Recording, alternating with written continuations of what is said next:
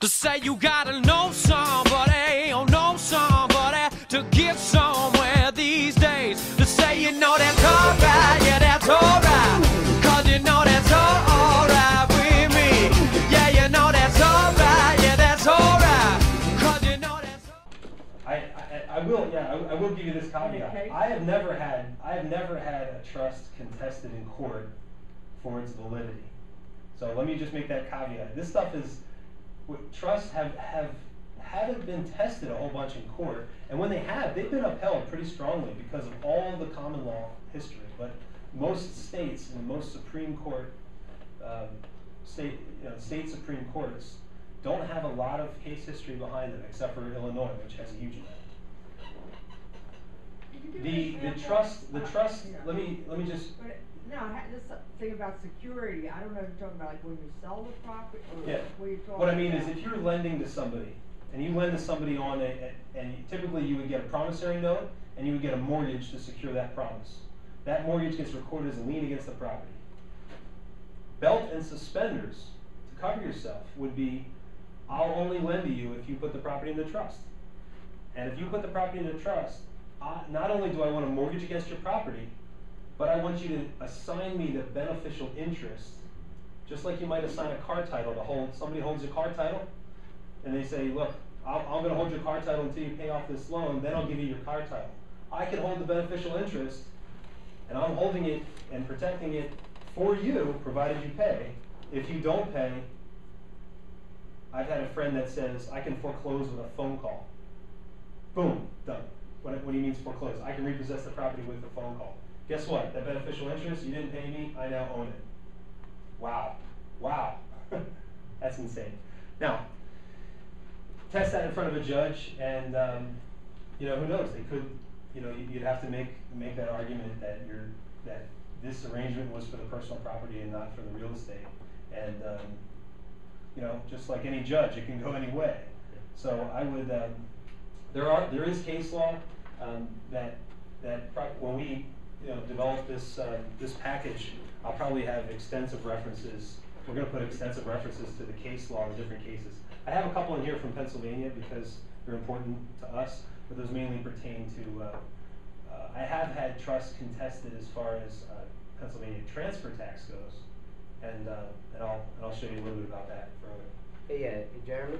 I mean, you say that having the UCC is insane, but I could see some benefits to that. Like, suppose you're a private lender. That's what I'm saying. That's what I'm talking about. Right, I'm talking about if you loan money to okay, somebody, I want the UCC. Right. Phil has an office building that has, not only does he have a mortgage, but you probably have a UCC against the equipment within that building. I do. Okay, so when you have a restaurant or you have any kind of business, let's say the SBA is lending to an entrepreneur, they want everything. You got a boat, they want it. You have a car, they want it. Everything, they want everything you got as collateral. Part of what a business might have is the equipment within that business, and you own the building and the equipment. The lender's going to want a mortgage against the property. They're going to want a UCC form filed against all that equipment. Is that true in your case? Yeah.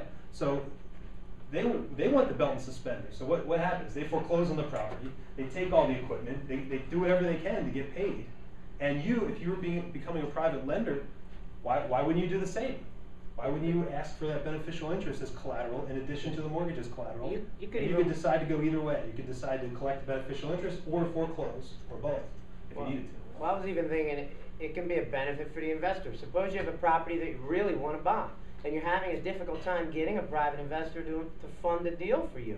You could offer that powerful aspect to the private investor, making him more comfortable with the deal and getting the money, helping you get the money.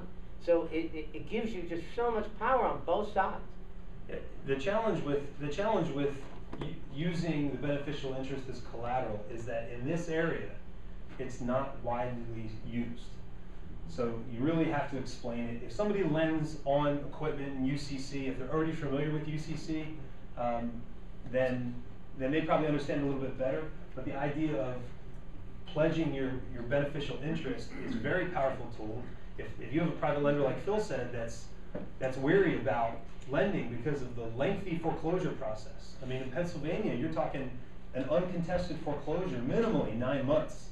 So if you're a private lender and you're concerned about that 9 months and not getting payments, maybe this is something you could look into. Bob? Jeremy, just to back up, UCC, what does that? Uniform Commercial Code. It controls personal property and the collateral of personal property, what they call a chattel mortgage. A chattel mortgage is a mortgage against personal property, whereas chattel, yeah, you can say chattel. I don't know. I read more than I listen. Yeah, It's like- Chattel, chattel.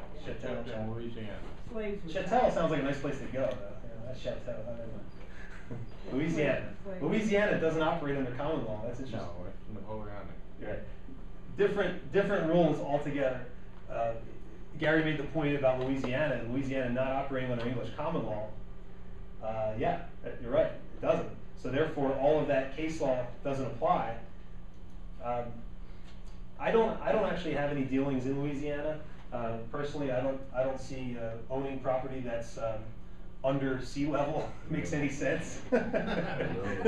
So and rebuilding it after it gets wiped out doesn't make any sense to me. But yeah, there's a whole set of different laws that would apply to Louisiana. That's a good point. Some of the other benefits real quick, title insurance. If the property is held in trust and you have title insurance in the name of that trust, in the name of the trustee, for the benefit of those beneficiaries, if you transfer the beneficial interest of the trust, that title of the property doesn't change. Title insurance is weird because it's the only insurance policy that protects from everything from here backwards, whereas most insurance policies protect you from here forwards. You get health insurance, it protects you from here forwards. You get car insurance from this point forward. Title insurance protects you that you have good title from this point backwards, but it really protects you forward against anything that would come up from the past.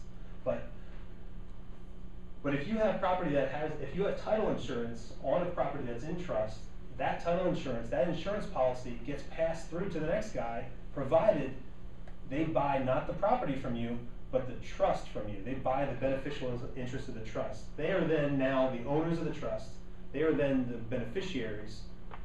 They're entitled to all that proceeds of the trust, and obviously your trust agreement has to dictate how that exchange happens, but it saves you money.